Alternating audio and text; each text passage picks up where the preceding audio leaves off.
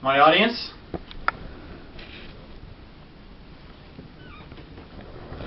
That's a lovely look, Jacob.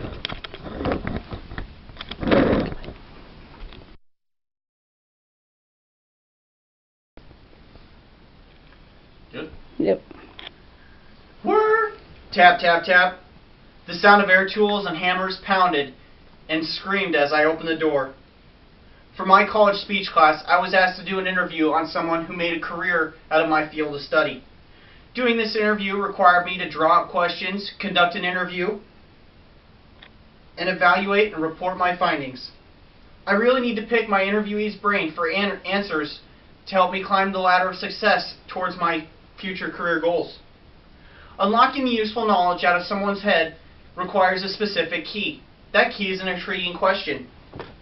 The first step in my interview process was to compose a series of interesting questions to answer to help me prevent a roadblock from stopping me reaching my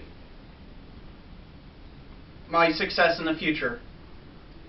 Pondering over breakfast with my daughter and a call to my mother, I was able to satisfy my quota of questions that would help me understand my interviewee as well as plot my course of future career goals.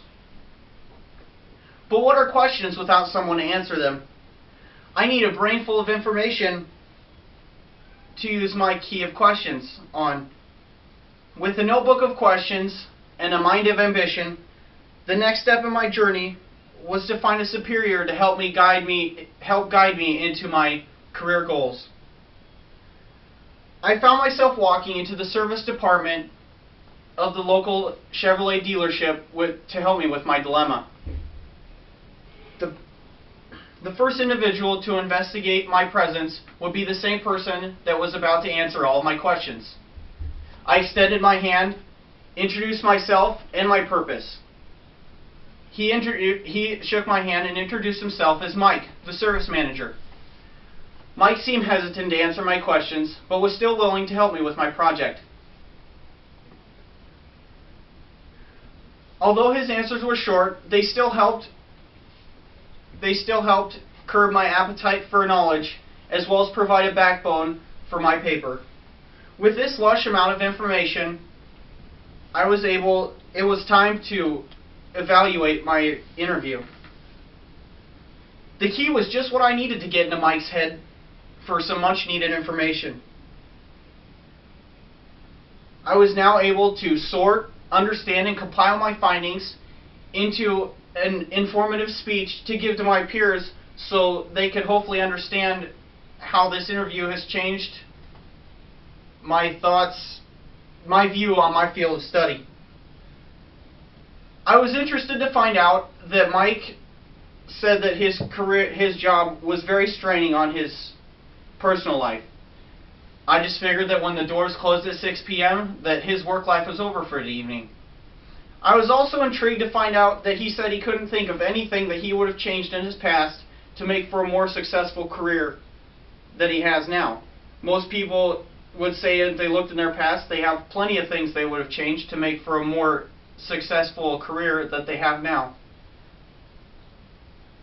Honestly, I was hoping for more out of the interview, but I had already taken enough of Mike's valuable time. I was sure to plan a personal research campaign on my intended career's behalf to put the flame of interest out that was sparked by this interview. Even though the interview didn't go as I had planned, I still would like to become an automotive technician. Composing questions, conducting an interview, and reporting findings are all the steps I have taken through my interview process. The speech assignment was simple, but the process introduced and reinforced many thoughts about my future career goals. I am happy we have endured this assignment so we could think about our career goals from someone else's point of view. Anytime you introduce a new career into your future, I encourage all of you to find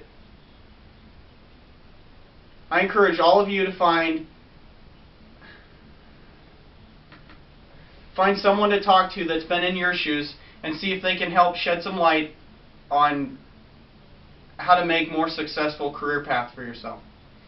Any questions? Yes.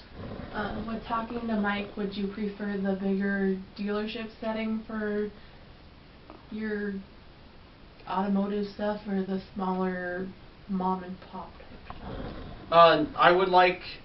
I do like the thought of working in a dealership. You have more access to more information and more special tools.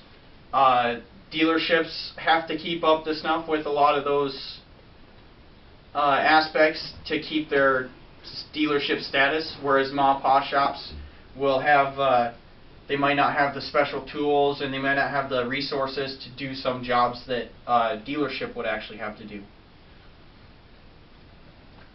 So what sort of questions did you ask Mike? A couple of questions. For example, I asked him if he had any opportunities, if he was received any opportunities at this job that he wouldn't have in another field of study. He said he has access to special tools. He also has access to service information that he wouldn't have in a different job setting. I also asked him if he was able to work on personal cars at his job, and he said that they do allow them to work on personal vehicles. And one more, I asked him what he has done to prepare for his current job, and he said he went to Metropolitan Community College, and he also has worked on cars with his dad all his life. Do you think the setting in which you and Mike had your interview was a good one for an interview, or would it have been better to set up a time and meet somewhere else?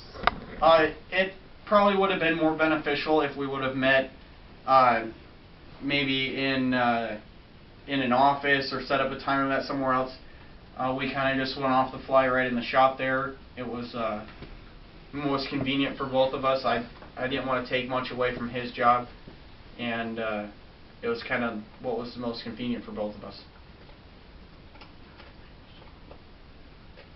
You said that it put a damper, or like it affected his personal life, or however you would put that. He didn't really seem to evaluate on that much, but I would speculate that the reason that he said it takes away from his personal life is probably because it cuts into his personal time. Say if they don't get a job done by 6 p.m., when their doors close, then he probably has to stay and make sure that the job gets finished. He might have to come in early to help make sure that the cars and customers get taken care of appropriately, just to make sure that his job gets completed correctly. That's everything. Thank you.